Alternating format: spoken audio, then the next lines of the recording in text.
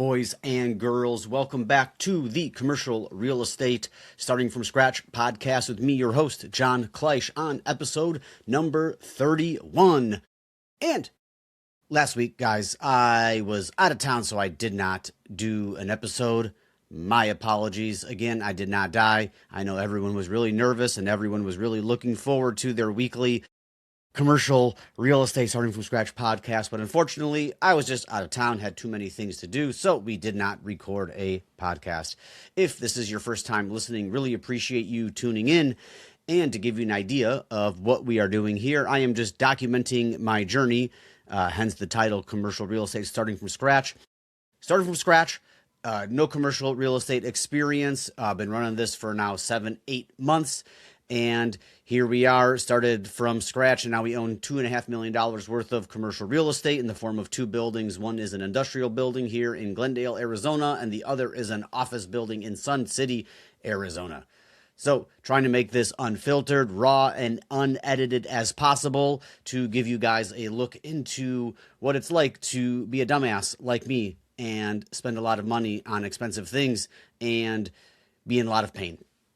So on that topic, oh gosh, where do I start? So what I'll do is I'll just go over some brief updates over the last couple weeks on each building. So let's just do grand since that's at the top of my head.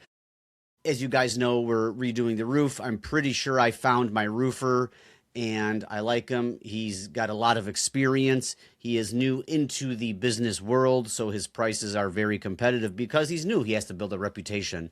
So I like that, and I don't like that. Obviously, if something goes wrong, it is a little bit, I guess, less of a leg to stand on with, having a big company. However, speaking of roofs, I hired a very big company, one of the biggest in the valley, to do my personal roof or a portion of my roof, and it did not end up well at all. It was like literally a nightmare. I don't even want to get into it. So my point being that you kind of are rolling the dice anyways, right? You're rolling your dice on the contractor and just the experience and the luck of the draw overall. If you've done any home improvement project or big rehab, you know it just doesn't end up the way you want, right? Things happen, and sometimes things are out of your control, and they get out of hand, and one after another, they could just happen, right? So that's just the nature of the beast. That's the nature of construction. However, I met with this guy in person at the roof, on the roof, at the location, because I wanted to meet him, shake his hand, look him in the eye, see how he talks, see how he answered questions. The dude definitely knows what's up. There's no doubt about that. I like it. I feel really good about it. And he is a few $1,000s cheaper. And by a few, I mean like $3,000-$4,000 cheaper than everybody else. And I want to work a little bit better of a deal. So now we are ready to go.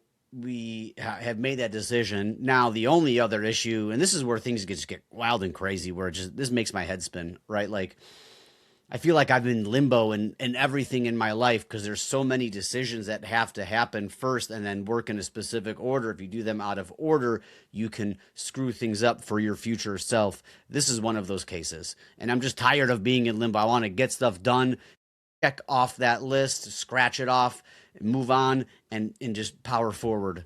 Power forward. It's like a basketball position, I think. Move, power forward. Are we going to power forward, boys and girls? Yeah, we're going with it. Power forward. Let's go into the future. So the issue is, so we're getting a whole new roof, right? We're taking off the old rolled roofing. And then the other problem is here. I got a bunch of quotes from people online, this guy included, and I just was like, hey, I feel like this is a little bit more intricate of a job. And I'm glad he came out because there are 2 layers of roofing on our roof, meaning it's twice as heavy, twice as much stuff. And the demo is a big deal. The demo is like a good chunk of it because it's very, very, very labor intensive. These packs of rolled roofing, I think they're like 60 pounds, 70 pounds, maybe even 80 pounds, right?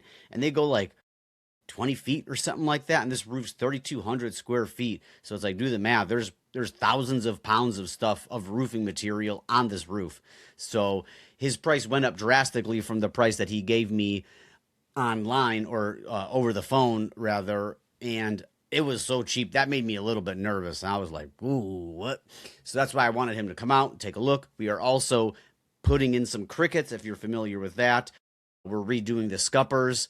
Those are basically the drain holes that don't fall. They are through the parapet wall. That way the crickets run the water into those scuppers. The scuppers then drain out, and you want those scuppers sitting far away from the wall. That way it just doesn't run down your wall. That way they can fall out and hit the ground and not touch your wall, because water and walls, they cause damage. Ask me how I know. We have some issues in the front of the building as well due to water. So installing new scuppers, getting the water away from the building, A plus. So that's that. But now back to my original statement, the whole limbo thing. Now we are also getting new swamp coolers. The swamp coolers go on the roof. If you don't know what a swamp cooler is, it's a Southwest thing, dry climate. It basically cools large spaces by pumping cold, wet air over these like pads, and then it makes it a little bit cooler. It doesn't work in a humid environment because it adds humidity, so it does absolutely nothing. If you live in a dry, arid climate, you've probably heard of it. If you don't, you've probably never heard of them, but great for shops and big area, especially with big garage doors. We are definitely not going to use air conditioning. These swamp coolers are fantastic for that. Makes a big difference out here in Arizona. So we're getting 4 new ones of those, but we are doing a foam roof, and that's like a big spray on foam, and I want that to go down once and then be done. I don't want to cut into it. I don't want to have any patches, blah, blah, blah, blah, blah, spending a ton of money. I want it to be done right. So now I'm trying to coordinate with these swamp cooler guys and the roofers. I have hired these exact swamp cooler guys in the past for $1,000 here to do some maintenance on one of our units or 2 of our units. I think they did a great job. They worked great. Their communication was fine. Now they're maybe busy or out of town because it's been 3 days. I called them saying, hey, I'm ready to move forward. That $10,000 job that you have out with me, I want to do it, but you got to call me. They haven't called me.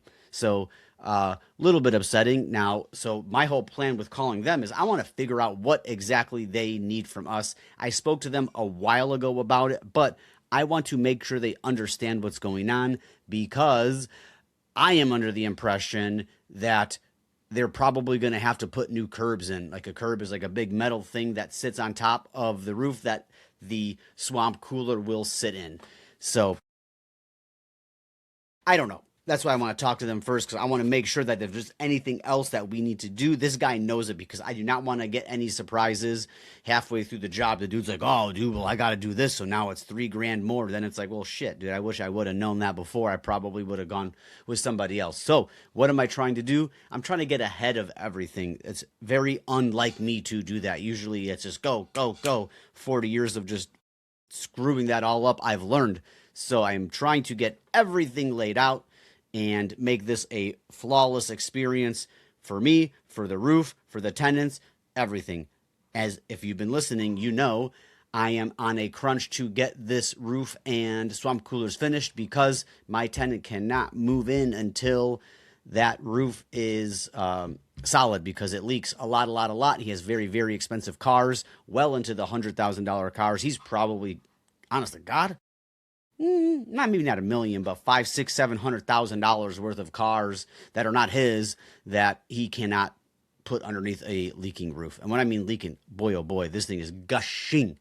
So got to get that taken care of, and that's why that's so important. So still waiting to get that lined up. I love that I found the roofer. That's great.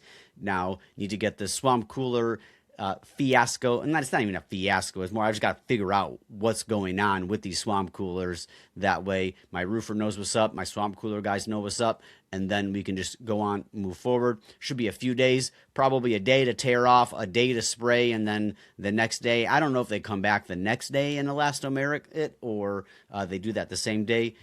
I'm assuming it's going to be at least 3 days for roofing anyways.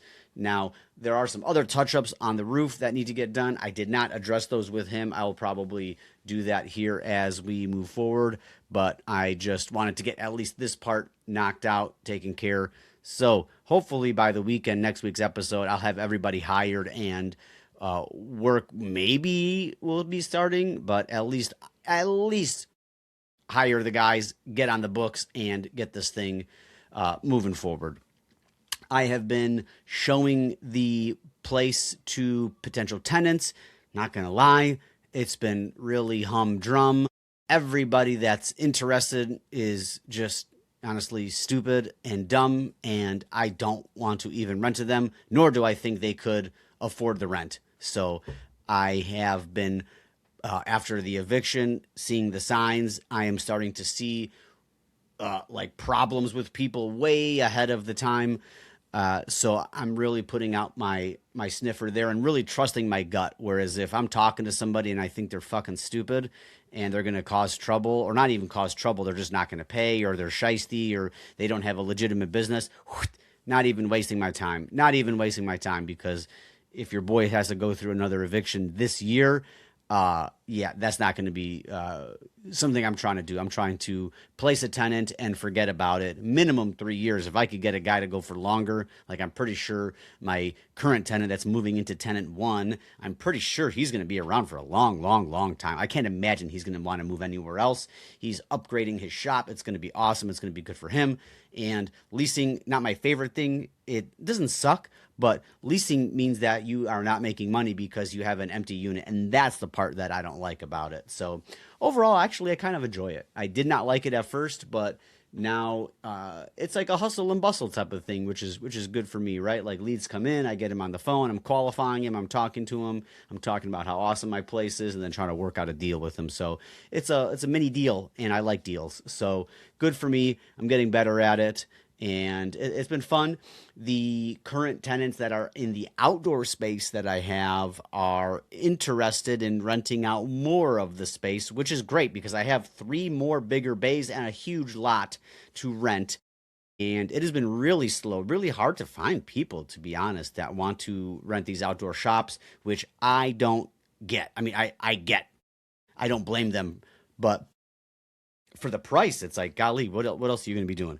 So working out a deal with them, I am even willing to cut them such a ridiculous deal in the very beginning and then slowly bump it up just to help, because I know they're just getting started too. They're like, they just branched off on their own as well. So they're buying tools, they're buying a bunch of cars and parts, and I get that. And if that person was having that conversation with me on wanting my indoor facility on tenant number 2, that's already a red flag. If they're like, oh, I'm having trouble, I want to do, nope, nope, nope, nope, nope, nope, nope, nope, nope, get out of here, nope. But this is this outdoor space, who cares, right? Like, I get it. These guys, like, we're going to go month to month anyways. So definitely willing to work out a super fat deal to give you guys an idea. That whole outdoor space that they want basically would be renting for somewhere about $5,500.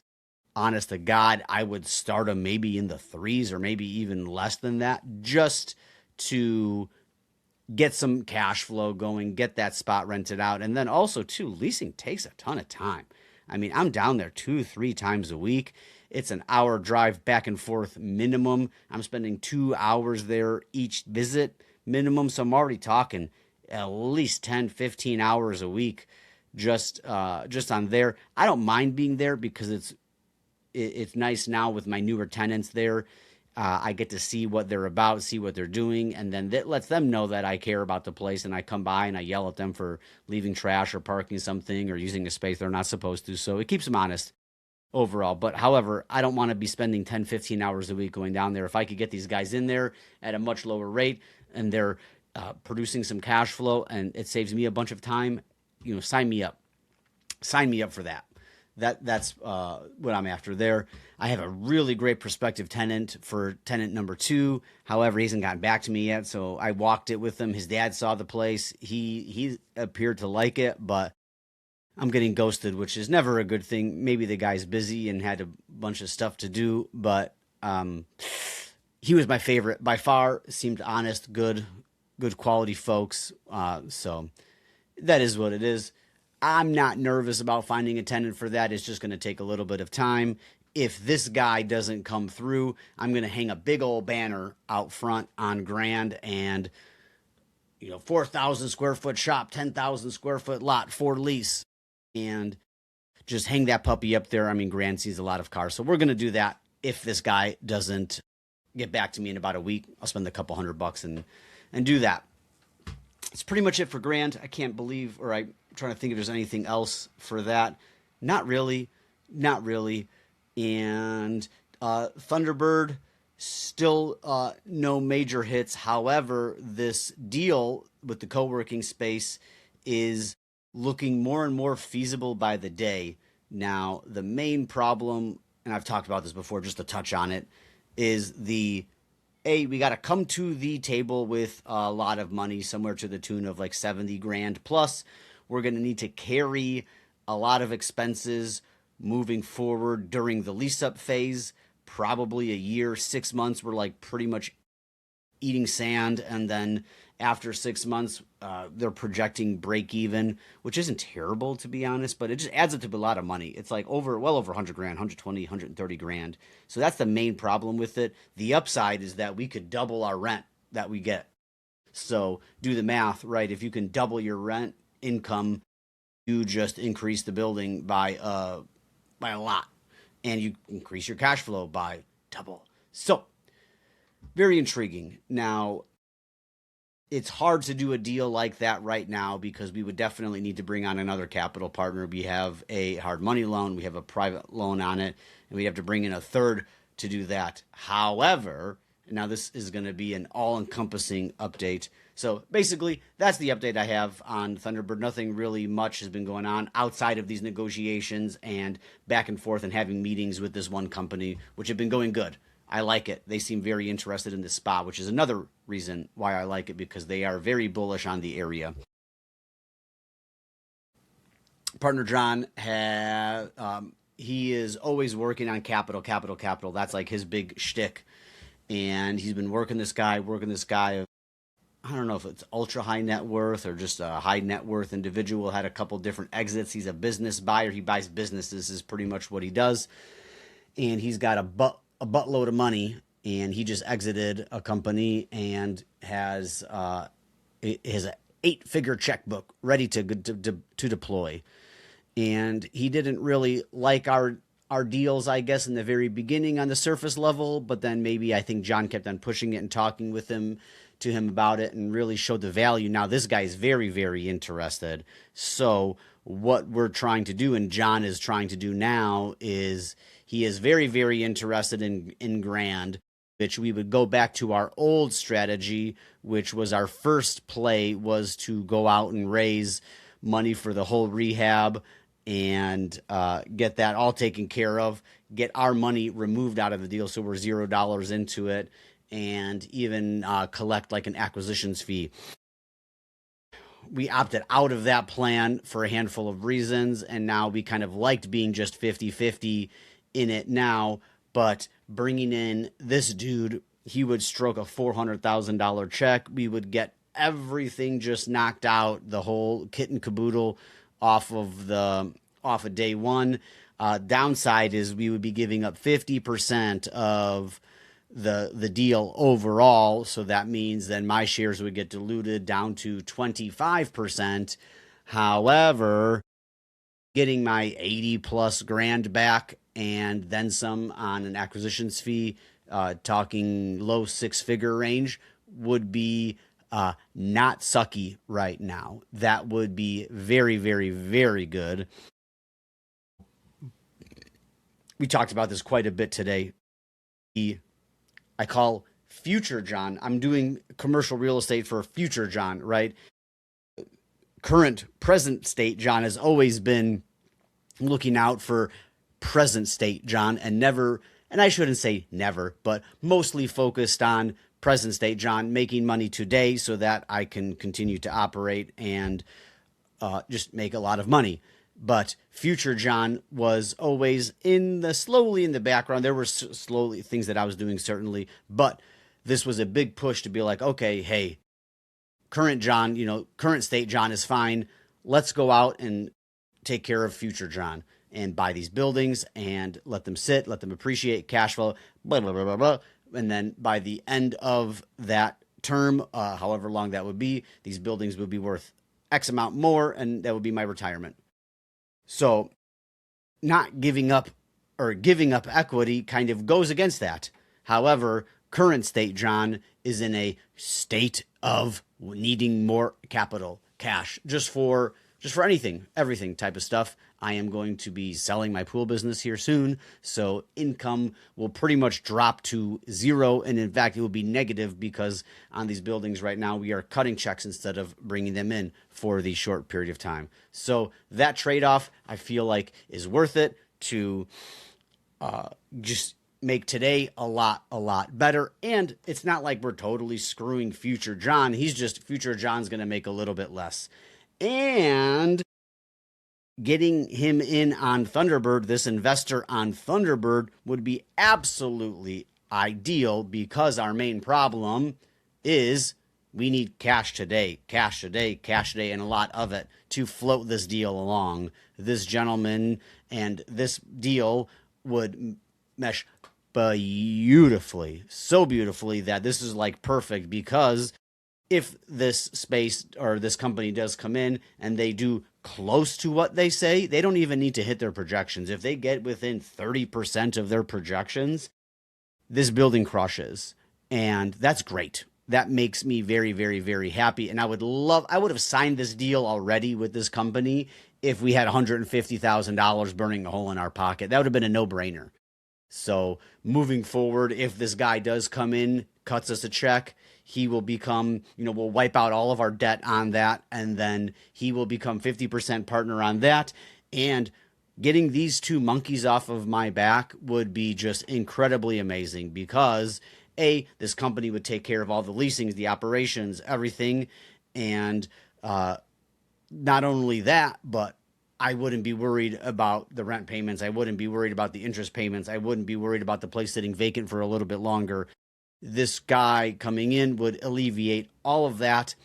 And honest to God, if this building does work out the way that it's supposed to with the projections, then I would make even more money, even being 25% owner versus 50%. So that would be the ideal situation. If John can pull this off and this guy decides to move forward with us and invest in these deals, that would be incredible. And honestly, we're not talking a lot of money. We're talking like $600,000, which for a gentleman like this does not seem like that would be very worrisome. That's kind of like I feel like a very, very light tester deal for someone like this. So not only would it be good for us, but I think it's going to be great for him because both of these buildings are going to be fantastic. I'm going to reiterate, like, right now, they just suck because we're in the stabilization portion of them. Both of these buildings we've gotten great deals on. I like them both. It's just in this very moment in time, they are hurting. I feel like they are dragging me down. However, I know that in the future, these buildings are both going to be bangers. They're both going to produce and produce and produce. I always thought Grand was going to be the main producer, but after thinking about this co-working space here and seeing their numbers, that might be the cash cow that we bring to the fair. You know what I'm saying? I don't even know if that's a phrase. I just felt like saying something kind of crazy and weird, and, I kind of like going to the fairs. So, actually, I don't. Have I even been to a fair? Probably. Do I like them? Either way. Now we digress. Back to where I was at. It would be great for him, too. So it would be great for him. It would be great for us. It would be great for everybody. So I am stoked. The guy's wanting to move forward really quickly. The conversation was, hey, like a week or two is kind of what the gist was, what I was hearing on my end. So it would be just absolutely, I would be elated. I would be absolutely elated because getting some wins here is very, very important. I feel like we've just been taking L after L after L, and the human psyche can only take so much of that, right? Even if it's a little bit of a victory here, get the juices flowing, get a little bit of action and some momentum, wind at our backs. And then, honest to God, if this guy truly does cut some checks and we move forward and he's happy with these deals, bro, I'll go out and get more deals, right? If I don't got to worry about funding at all, and all I'm worrying about is acquisitions and the operation side of it, and maybe I could work out something where I just do the acquisitions piece, which would be absolutely ideal. That would be very, very cool. So fingers crossed this guy does work out because this could be a game changer. You're always just one little move away. And this could very well be it. If he decides not to invest with us, so be it. We have our backup plan moving forward. In fact, I still think that I'm going to go move forward and get everything fixed. And then if this guy does want to hop in, we can just cash out that third lender, or the second private lender that we used for the rehab. Get that person paid up, gone, bada boom, bada bing, and be done and move on. So pretty exciting news overall. I feel like this is probably one of the most hopeful podcasts I've done in recent memory, right? So it feels good to even have that opportunity, right? Because there are guys like this that are out there looking for deals like this. And if it doesn't work out, like I mentioned, so be it. We'll be just fine. We'll figure it out. That's what you always do, especially in real estate. It's always crazy. So overall, guys, pretty much wraps up the podcast. I'm trying to do any last minute scrambling thoughts in my head to see if I'm not touching on something that I should be, and I don't think so. Boys and girls, that's a wrap here. Really appreciate you guys tuning in. If this is your first time listening, thanks for making it this far in the episode. Everybody, please leave me a review. I would love to hear what your thoughts are. If you want to ask me a question, message me, guys. There's like a send me a message button or something like that in the show notes. Click that button, send it to me. I get an email. Really cool. Just say hi if you got nothing to say. I want to hear from you guys. And if there's anything that I have not talked about, or I wasn't like good enough, or didn't go over enough, or you're confused about, let me know. I would love to kind of cater it towards what you guys are wanting to hear, because frankly, I have no idea. So hence why I'm just up here. Blah, blah, blah, blah, blah, blah, blah. What else is there? Follow me on Instagram, guys, john.kleisch. I'll put that in the show notes as well. I believe that we still don't have a South America download, and that would be really cool if I can go, oh, we did! Oh, we did. We did it. We got some South American downloads. Guys, the podcast is finally international. We're worldwide. Fully worldwide. Yes. How cool is that? Wow. I didn't check beforehand. I just totally forgot, and that spurred it. Here we are. Oh my gosh, guys. That was huge. That was probably the happiest I've been in a very long time on this podcast here. We are worldwide. Woo, how cool. Dude, that's something else. Holy cow. That's cool. Wow. I could cry. Not really, but actually I do have a little bit of water in my eyes. I wonder if there's a sprinkler going on here or something. Wow, that's so cool. Very neat. And we blew it out of the water. We got 4 downloads, man. So somebody must have made their VA listen to a Kieran. Was that you? You got to message me, Kieran. If that was you, told your VA to listen to the podcast, you got to message me and let me know. All right, guys, that was a good spot to stop it. Boys and girls, really appreciate you tuning in. Like I said, guys, also too, if you listen to this podcast and you maybe didn't like it, but you know somebody else that would get a kick out of this, send it to him. Send him a text message and say, hey, listen to this goofball here. You may like him. I didn't like him because he's a dumbass, but you might. You got weird taste. So, guys, on that note, really appreciate you. Thank you very much. And starting from scratch, worldwide, we out of here. Take her easy. Until next time.